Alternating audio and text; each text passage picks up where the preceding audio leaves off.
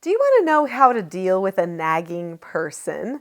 Well, you're not alone. Many people want to know about that, and that's what we're talking about today. I'm Nicholeen Peck, and I teach all about self-government.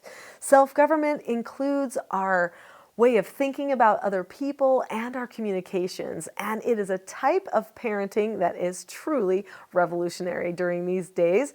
So in this video, we're going to be talking about nagging and what you can do.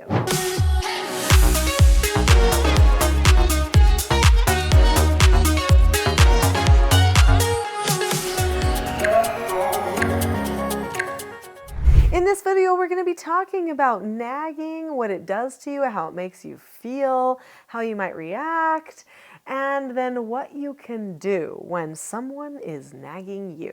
So how does nagging make you feel? I mean, maybe leave me a comment below, I know that nagging affects people in different ways. Some people are grateful for it, believe it or not. They're like, good, I'm glad that that person told me again and again. I know one guy who really wants his wife to tell him literally everything to do because he just can't seem to see what needs to be done, but he doesn't want to disappoint her, so he embraces nagging. But I would think that most people don't.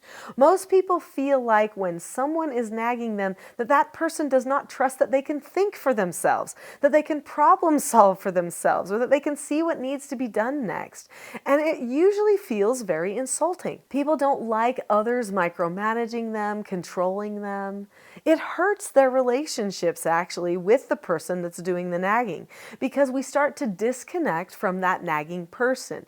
Each person's responsible for their own side of a relationship. So the way that I think about you is going to be different than the way that you think about me. You have a relationship to me. I have a relationship to you.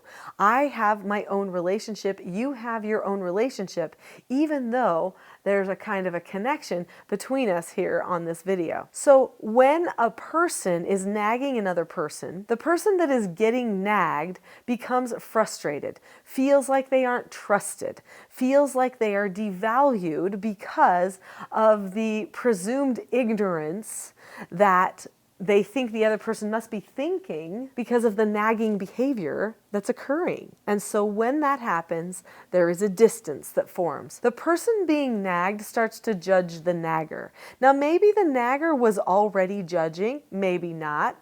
Maybe they're just really trying to get stuff done and they're in efficiency mode and they're micromanaging everyone. Either way, though, nagging is not necessary. I will tell you that. I've raised a lot of children, 12 foster children, 4 children of my own. Nagging is not necessary. In fact, I have many videos on this channel about nagging, so be sure to go and find some other ones about nagging that will give you other things that you can do so that you don't nag. Because this video is what you do if you're being nagged. How do you handle that? Well, let's talk about that next. Now, we need to talk about what to do if you're being nagged, how you can handle the circumstance, but first, click subscribe to this channel. Whether you're dealing with nagging or lying or dishonesty, lack of trust, anxiety, this is the channel for you. It's all about self-government. Click subscribe so that you can experience more self-government for yourself.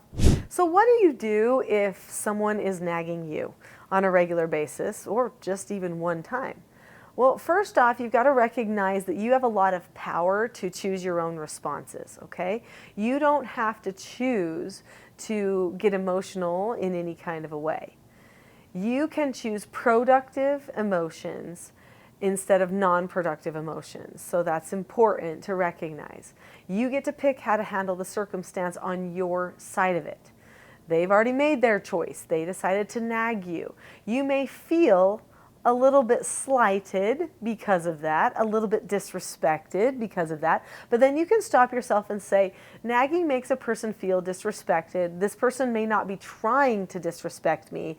I may just be feeling disrespected. So what I need to do is I just need to communicate properly with the person. So do you see how you can choose your response? How you can direct yourself forward in a more productive manner? Because you absolutely can. That is the power of self-government. You get to choose for you, how you are going to be feeling and behaving. So then what do you do after you bring yourself to a a foundation of truth, because your response and the way you choose your response is your truth foundation, right? So once you've decided I need to communicate in a good way to the person, what are you going to do?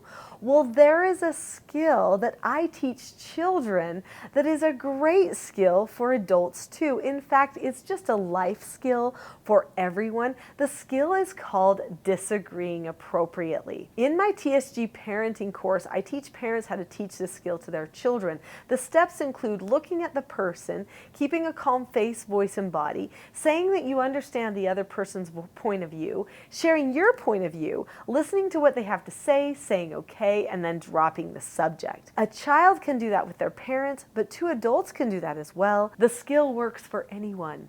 It's just good, effective communication. It shows respect, it maintains roles and proper authority in a family, and it also helps everybody decrease anxiety because they feel understood. Disagreeing appropriately is an amazing skill. It works like this. A person might come to you and say, "Hey, can I disagree appropriately with you about something?" That's an interesting phrase. Never heard that before. Sure, right? So then you say, "I know that you're really trying to get a lot of things done right now in a short amount of time, but it seems like right now you might be nagging me, and I would much more prefer if you just give me an instruction on a list and let me just work through the list so that I don't have to have the nagging happen. And then you don't have to be as disappointed with me either. Because when you nag a person, usually you're feeling disappointed at them. I think it could be bad for our relationship.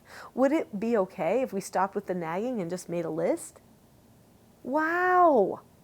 The person is going to be like, "Holy cow, they really care. I thought they didn't care. That's why I was nagging. I thought they weren't paying attention, but they actually are." That type of interaction can change your outcomes. Disagreeing appropriately is powerful. It keeps everybody in a place of respect. There are so many other skills that also are empowering for you and your children and all of your friends and family. These self-government skills make a huge difference in your ability to affect the outcomes for the better in your life. And I would like to share some of those with you. There is a full-length class on self-government that I highly recommend you watching. The full-length class is called The Not So Known Secret for Parenting Success.